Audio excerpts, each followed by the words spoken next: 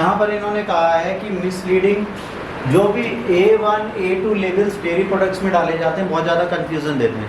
भाई A1 और A2 क्या होता है ये समझाओ हमें पहले, कौन सी क्वालिटी A1 की है कौन सी A2 की है। तो ऐसे मिसलीडिंग एडअप नहीं किए जाएंगे कि हमारा दूध A1 है आपका A2 है, ये सारी चीज़ें फंसाने का बंद करें। The food safety standard authority of India has decided that the dairy products like milk, ghee, butter and curd should no longer be labeled as A1 or A2. These labels according to FSSAI can be the misleading for the consumer. Companies that currently have product with these label are given 6 months to sell their existing stock before label must be removed. इन्होंने 6 महीने दे दिए A1 A2 को हटाने के लिए। ठीक, A1 A2 are the types of protein found in cow milk, especially a protein called beta casein. The difference between A1 A2 depends on the breed of the cow.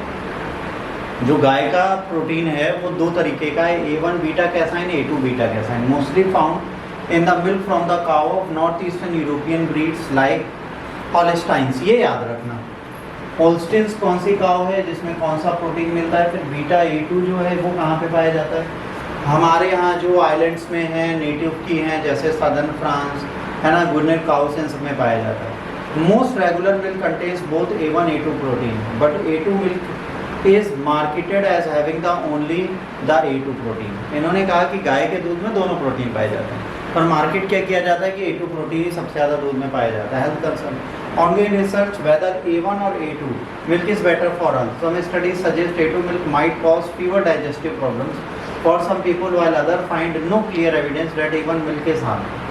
Because the scientific evidence isn't conclusive, the FSSAI wants to prevent any misleading health claim about these types of milk. कहा जाता है अगर A2 आप पीते हो तो कहीं ना कहीं आपके डाइजेस्टिव सिस्टम में समस्याएं आ सकती हैं, तो इसको रेगुलेट करने की कोशिश करनी है। तो और A2 में ऐसा कोई सिम्टम्स नहीं मिला कि वहाँ से कोई भी डाइजेशन संबंधी समस्याएं हो जाए। FSSAI क्या कर रही है, FSSAI ने डिसाइड किया है कि food business can no longer label A1 A2।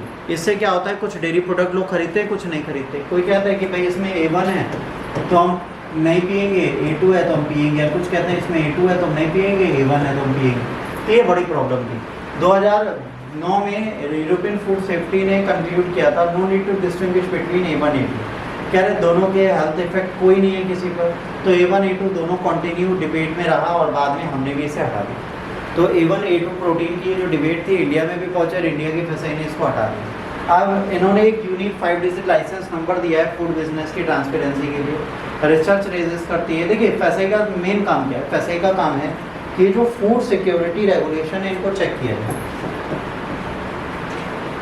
अब ये चेक कैसे हो सकता है, इसको चेक करने के लिए एकदम अलग आइडियोलॉजी है, बिल्कुल अलग। जैसे आज की डेट में FSSAI लाइसेंस दे देती किसी भी ढाबे को कुछ भी, तो वहाँ की फूड क्वालिटी चेक करने को नहीं जाती, बट कायदे से अगर जाए तो इसको फ़ायदा होगा। न्यूट्रिशन सेफ्टी को अगर चेक करना है तो हर एक रेगुलेशंस में फूड सिक्योरिटी वायलेशन ना हो, इसको हमें ध्यान देना चाहिए।